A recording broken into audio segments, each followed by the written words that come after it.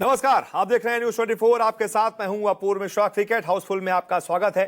आज आरसीबी और साथ ही साथ गुजरात की जबरदस्त टक्कर होने जा रही है। गेंदबाजों के शानदार फॉर्म के दम पर जीत की हैट्रिक लगाने का आरसीबी का सपना क्या आज पूरा हो पाएगा, ये देखना दिलचस्प होगा। आरसीबी ने कोलकाता को ईडन गार्डन्स पर और चेन्नई सुपर किंग्स को चेपॉक पर हराकर शानदार शुरुआत की है। चिन्नास्वामी स्टेडियम की पिच हालांकि बल्लेबाजों की मददगार रहती है और यहां 3 बार 260 से ज्यादा का स्कोर बन चुका है। छोटी बाउंड्री और तेज आउटफील्ड ने गेंदबाजों को हमेशा परेशान किया है। आरसीबी और जीटी की टीमें इस मैदान पर अब तक 2 बार आमने सामने हुई हैं, जहां दोनों को एक एक मैच में जीत मिली है। इस सीजन आरसीबी ने अब तक 2 मैच खेले हैं और दोनों में उसने शानदार जीत दर्ज की है। इस बीच गुजरात के लिए इस सीजन की शुरुआत ही बहुत खराब रही। बहुत ज्यादा उम्मीद के मुताबिक शुरुआत अच्छी नहीं रही। पंजाब किंग्स के खिलाफ अपने घर पर खेलते हुए 11 रनों से हार का सामना करना पड़ा। हालांकि मुंबई इंडियंस के खिलाफ अपने आखिरी मैच में उसने जीत हासिल की है, तो उसका फॉर्म भी शानदार है।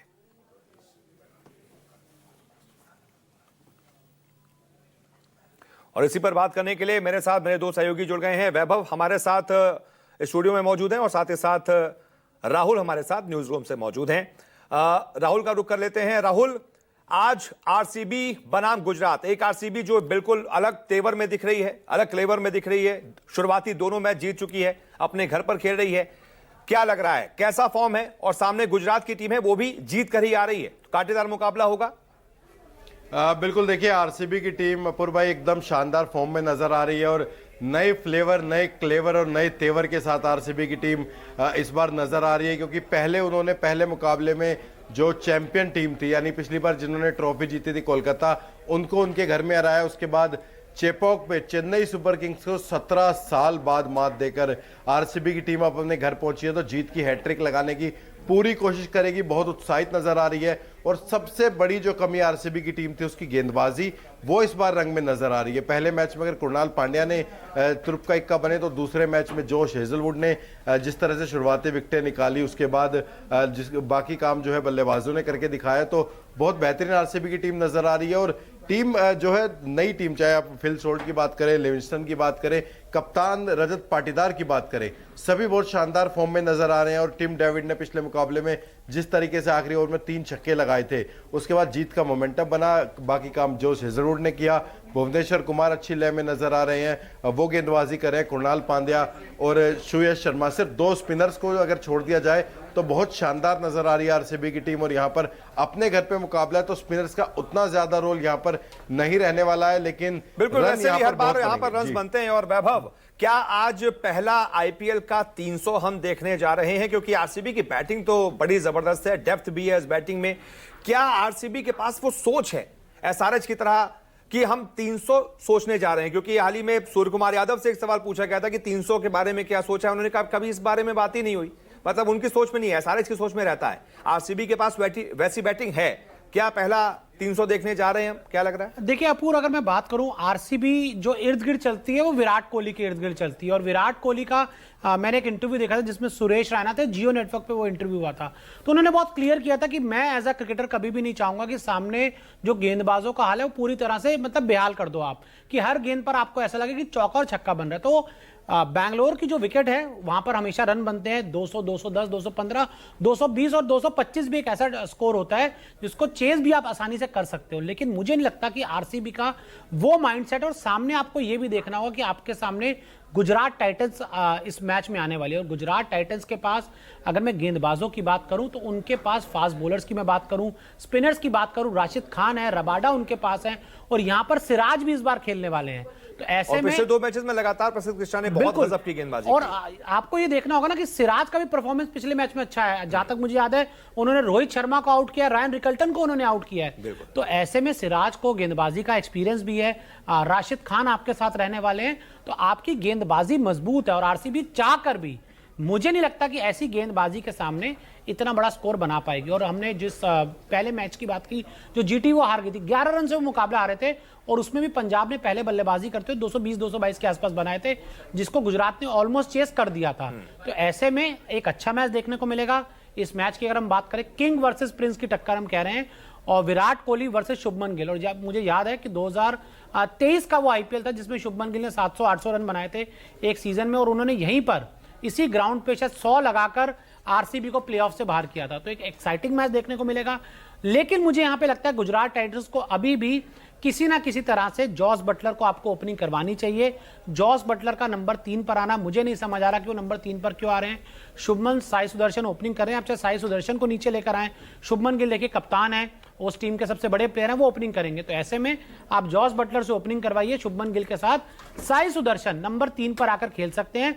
लेकिन जॉस बटलर का मुझे नहीं लगता कि नंबर 3 या नंबर 4 पर उनकी कोई बहुत ज्यादा, मैं उनका एक देख रहा हूं रोल देख रहा हूं, क्योंकि उन्होंने राजस्थान रॉयल्स के लिए बल्लेबाजी की है, वो ऊपर आके बल्लेबाजी की, जो उन्होंने 100 बनाए वो ऊपर बनाए, नंबर 3 पर वो कुछ नहीं कर पाएंगे। वहीं अगर जो कल का मैच हुआ है उस पर बात कर ले, लखनऊ और पंजाब का मैच हुआ था, पंजाब ने जबरदस्त फॉर्म में पंजाब दिख रही है। इकाना स्टेडियम यानी कि लखनऊ के होम ग्राउंड पर मैच खेला गया था। लखनऊ ने पहले बल्लेबाजी करते हुए सिर्फ 171 बनाए थे, जिसको बड़े आराम से चेस कर लिया गया था। नेहल वधेरा ने बड़ी अच्छी बल्लेबाजी की और श्रेयस अय्यर देख लीजिए 26 करोड़ 75 लाख 27 करोड़ पर भारी पड़ रहा है।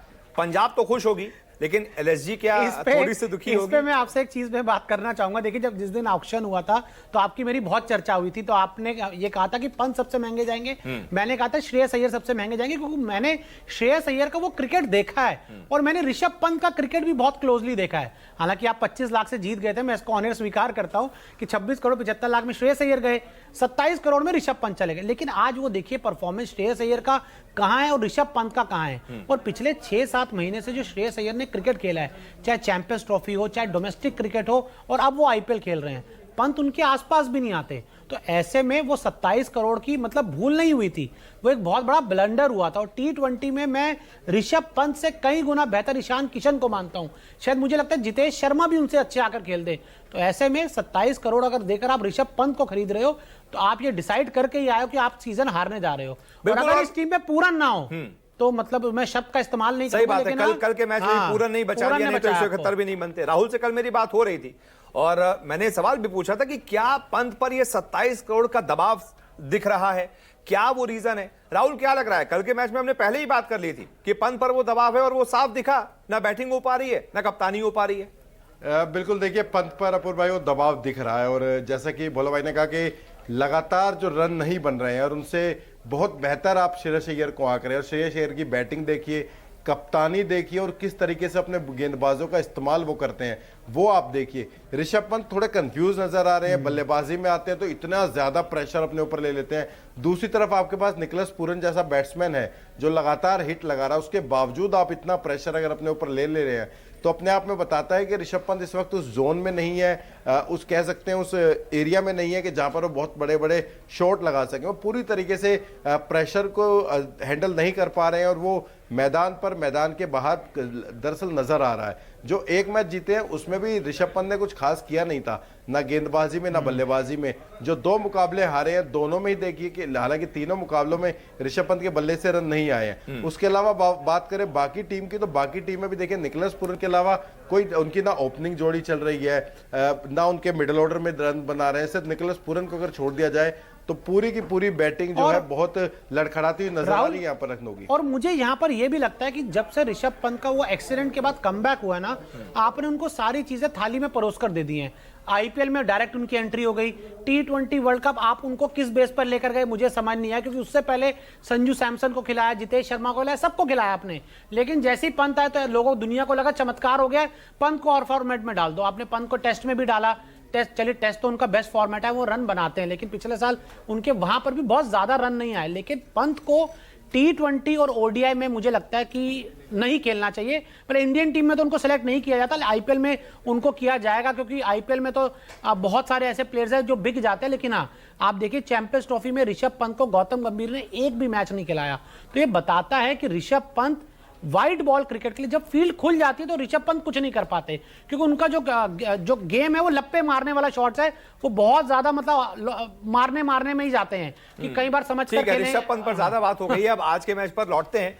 वैभव, पहले आप बताइए आज के मैच में आपको किसकी जीत के कितने आसार लग रहे हैं? 50-50 है, 60-40 है? फिर उसके बाद राहुल के पास जाऊंगा। समय कम है, जर्नलिस्ट के लिए कहा जाता है बायस होना नहीं होता, लेकिन मेरा एक थोड़ा सा सॉफ्ट कॉर्नर गुजरात टाइटंस के लिए रहता है। और ये ब्लैक जो आप मेरी जैकेट देख रहे हैं, शायद कह सकते हैं मैं उसको सपोर्ट कर रहा हूं। लेकिन बीइंग आरसीबी फैंस को बहुत पसंद है, मुझे भी आरसीबी बहुत पसंद है। आज तक कभी टाइटल नहीं जीती, लेकिन जब भी मैच होता है तो सबसे महंगी जो टिकट्स होती हैं वो आरसीबी की बिकती हैं। जहां पर एक नॉर्मल मैच की जो वीआईपी टिकट्स है वो 10,000 की होंगी, तो आरसीबी की 25,000 की होती है। तो ये उनकी फैन फॉलोइंग बताती है। और आरसीबी अभी तक बहुत अच्छा क्रिकेट खेल के आई है, ऊपर से उनके रन आ रहे हैं। आज के मैच में आरसीबी या गुजरात घुमाइए? Gujarat Titans. Gujarat Titans. Rahul, RCB या गुजरात, क्या लग रहा है? मुझे लग रहा है अपूर्व भाई, जिस तरीके से आरसीबी की टीम खेल रही है, जिस तरह से लय में वो कोलकाता में जीत के आए हैं, फिर चेन्नई में जीत के आए हैं, गेंदबाजी रंग में नजर आ रही है, बल्लेबाजी रन बना रहे हैं। सिर्फ विराट कोहली ने पिछले मैच में थोड़ी स्लो इनिंग खेली थी, लेकिन बाकी बल्लेबाज जो है भरपूर उसका इस्तेमाल करते हैं। विराट कोहली अगर एंकर रोल इसी तरह से निभाते रहे और फिल सोल्ट, फिर उसके बाद लिविंगस्टन, रजत पाटीदार, उसके अलावा जितेश शर्मा और आखिर में टिम डेविड, अगर इसी तरह यानी कि आपको लग रहा है कि आरसीबी जीतेगी? मुझे लग रहा है जो टीम पहले बल्लेबाजी करे कम से कम 250 रन यहां पर बनाएगी आज। ठीक है, बहुत बहुत शुक्रिया आप दोनों का हमारे साथ जुड़ने के लिए। तो देखना दिलचस्प होगा। आपके हिसाब से कौन जीतेगा? आपने बताया नहीं। मेरे हिसाब से आरसीबी के चांसेस थोड़े से ज्यादा लग रहे हैं जो हालिया फॉर्म है। खैर, देखते हैं कि बेंगलोर बजाएगी जीत का डंका या फिर गुजरात लगाएगी बेंगलोर की लंका। देखना दिलचस्प होगा। बहुत बहुत शुक्रिया हमारे साथ आपका जुड़ने के लिए।